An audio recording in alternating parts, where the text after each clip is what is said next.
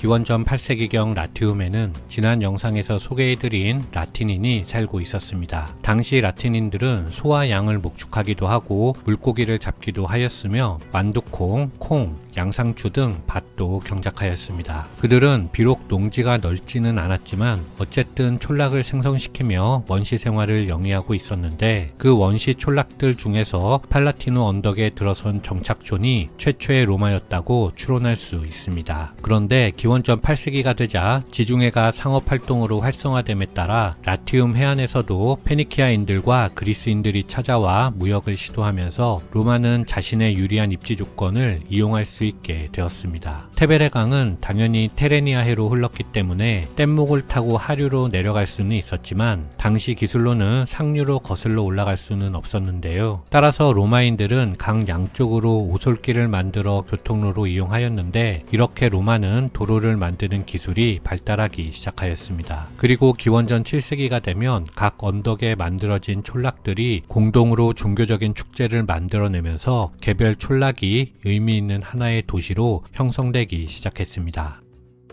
로마의 사실적인 건국 과정은 위와 같이 전개된 것으로 추정할 수 있는데, 이와는 별개로 로마에 존재하는 건국 신화가 있기 때문에 잠깐 살펴보도록 하겠습니다. 건국 신화에 따르면 로마의 시작은 트로이가 멸망할 때 피난하여 라티움에 정착한 영웅 아이네아스로부터 시작합니다. 그가 방황 끝에 라티움에 정착하게 되었는데, 이곳의 왕이었던 라티누스를 만나고 우여곡절 끝에 딸 라비니아와 결혼하여 라바니움이라는 도시를 건설하였습니다. 한편 아이네아스의 아들 아스카니우스는 아버지 사후에 라비니움을 떠나 로마 남동쪽의 알바론가라는 국가를 건설하였습니다. 그리고 아스카니우스 이후 12번째 알바 왕인 누미토르가 일리아라는 딸을 낳았는데, 그녀가 전쟁의 신 마스에 의해서 잉태되어 쌍둥이 아들 로물루스와 레무스를 낳았습니다. 처녀로 있어야 할 일리아가 쌍둥이를 낳으면서 두 아들은 테베레강에 버려졌는데, 늑대에게 발견되어 이후 파우스 툴루스라는 목동에 의해 자라나면서 자신들이 버려진 곳에 정착하였습니다. 두 아들은 세력 다툼을 벌인 끝에 로물루스가 레무스를 죽인 후 로물루스와 그 부하들이 근처 사비니인 마을에서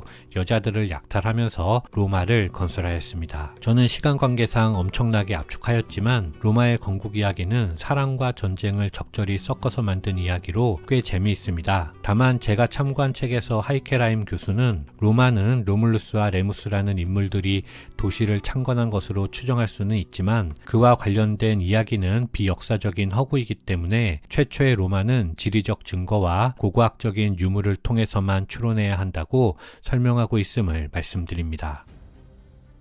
로마를 포함하여 라티움에 있는 도시국가들은 건국된 이후 이미 문명을 가지고 있던 에트루리아 상인들에 의해서 발전되었습니다. 에트루리아인들은 남쪽 캄파니아 지방에서 활발히 펼쳐졌던 시장으로 이동하기 위해서 반드시 라티움을 지나쳐야 했는데, 그 과정에서 에트루리아인들이 라티움에 문자를 보급해 주었고, 금속, 가죽, 점토, 양털 등을 가공하는 기술도 가르쳐 주었습니다. 이렇게 에트루리아의 영향을 받아 라티움이 발전하고 자연스럽게 인구가 증가하자 사람들이 먹을 식량이 부족해졌는데, 그러자 에트루리아인들은 라티움 사람들에게 땅을 개간하고 경작하는 농경 방법도 전수해 주었습니다. 하지만 구릉지대가 개간되고 산등성이까지 개발되는 등 과도한 토목 공사가 이어지면서 토사가 산 및 평야로 떠내려가 토사에 막힌 강이 범람하는 역효과를 내기도 하였습니다. 비옥했던 땅이 범람하여 잡초밭이 생기고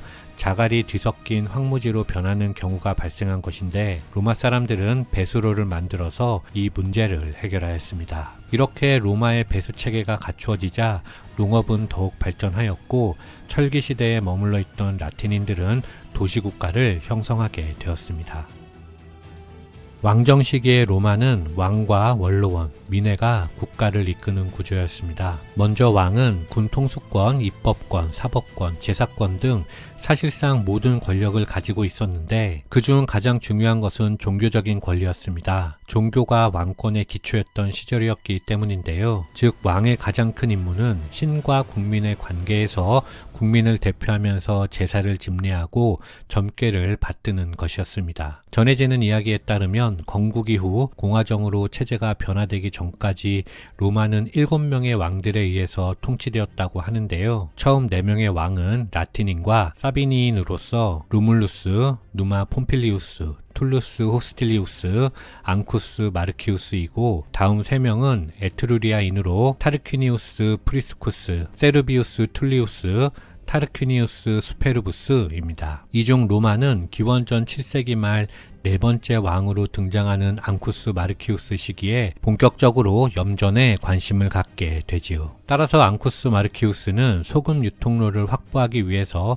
테베레 강을 잇는 목재 다리를 건설하는 등 로마의 경제적 발전을 위해서 노력을 기울이기 시작했습니다. 기원전 6세기에 에트루리아 출신 왕들의 통치 기간이 되면 금관이나 자색 토가, 고관 의자 등 두려움을 자아낼 수 있는 왕권의 상징들이 사용되면서 왕권은 더욱 강력해졌습니다. 그리고 에트루리아 출신 왕들은 자신의 강력한 지위를 이용하여 로마 군대를 개혁하고 로마를 라티움에서 가장 강력한 국가로 만들어 놓았습니다. 한편 초기 로마의 왕은 종신직이었지만 세습되지 않았는데 왕이 죽으면 새로운 왕은 왕에게 조언하던 귀족 회의체인 원로원에서 선출되었습니다. 다만 귀족은 원로원을 독점하고 사제단을 구성할 수 있었지만 입법권은 없었고 왕이 자문할 때만 조언할 수 있는 제한적인 권한을 가지고 있었습니다. 따라서 왕이 원로원의 조언을 습관적으로 무시하거나 거부하는 행동들이 훗날 중요한 문제를 발생시키게 되기도 하지요. 마지막으로 당시 로마에는 쿠리아회라 불린 민회도 있었습니다. 쿠리아 민회는 무기를 들 수 있는 모든 시민들로 구성되었는데 각 쿠리아는 일정 지역에 사는 친족들의 무리들로 이들은 선거뿐만 아니라 종교나 군사 또는 정치적 행위도 함께하는 공동체였습니다. 하지만 이 시기 민회는 대체로 왕이 어떤 사업에 대해 설명하기 위해서 소집할 때만 모였기 때문에 입법권은 거의 없었고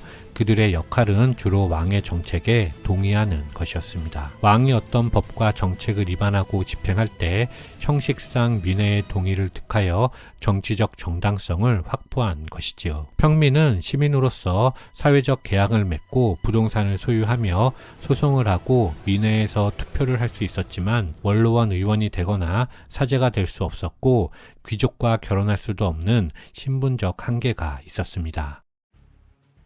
한편 로마가 에트루리아 왕들에 의해서 상업의 중심지가 되어 인구와 부를 증가시키며 국가화되자 군대를 비롯한 사회 구조에 대한 변화의 필요성이 대두되었습니다. 다시 말해서 기존 로마 사회는 위 쿠리아 민회에서 말씀드린 바와 같이 시족을 정치나 군사의 단위로 운영하고 있었는데 로마가 더 큰 국가로 발전하기 위해서는 시족으로 구성된 군사조직보다 더욱 큰 군사조직이 필요했습니다. 그래서 탄생한 것이 바로 중무장한 보병으로 구성된 시민군대였습니다. 그런데 로마의 입장에서는 로마의 방어력을 극대화하기 위해서 군대의 규모를 키우는 것이 중요했기 때문에 입대 자격이 부여될 수 있는 시민층을 많이 확보하고 싶었습니다. 다행히 에트루리아 왕들 치하에서 로마는 급속히 발전하고 있었기 때문에 로마에는 시민권을 얻기 위해서 군복무를 감수할 의지가 있는 사람들이 많이 있었습니다. 따라서 로마가 그들을 군으로 끌어들이기 위해서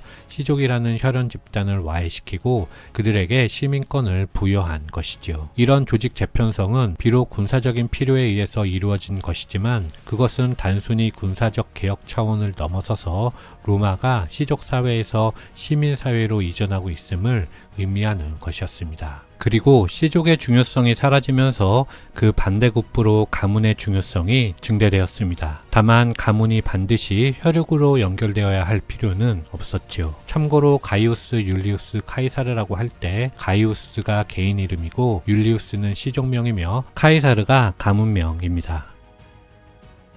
이탈리아의 다른 종족들처럼 로마인들도 과거로부터 다양한 종교적 유산을 물려받았습니다. 선사시대부터 있었던 이탈리아의 토착민들, 중앙유럽과 발칸반도로부터의 이민자들, 에트루리아인들, 남부 그리스 식민지의 주민들이 로마에게 종교적인 영향을 준 것인데요. 자연이나 영혼 또는 다른 사람에게 자신의 뜻을 이행하도록 만드는 주술부터 개인이나 공동체에 위험하다고 간주되는 사람 또는 사물과의 접촉을 피하는 터부, 애니미즘, 제사, 기도 등 다양한 형태의 종교적인 풍습이 로마에 존재하고 있었습니다. 그 중에서 집과 들판에서 벌어지는 각종 의식들과 축제는 로마 설립 이전부터 가장 오래되고 중요한 종교적 행사였는데, 이는 로마 시대는 물론 로마가 멸망한 후에도 계속 이어졌습니다. 그리스와 오리엔트에서 건너온 종교들이 그런 의식을 완전히 대체하지 못했는데, 훗날 로마 제국의 국교가 된 기독교도 이것을 완전히 없애지 못하였습니다. 이런 의식과 축제들은 다양한 명칭과 구실 아래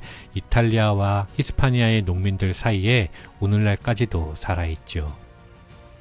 이상으로 딱딱하고 재미없는 왕정 로마에 대한 이야기를 마치고, 다음 시간부터는 로마 공화정 체제에 대해서 살펴보도록 하겠습니다. 마치겠습니다. 감사합니다.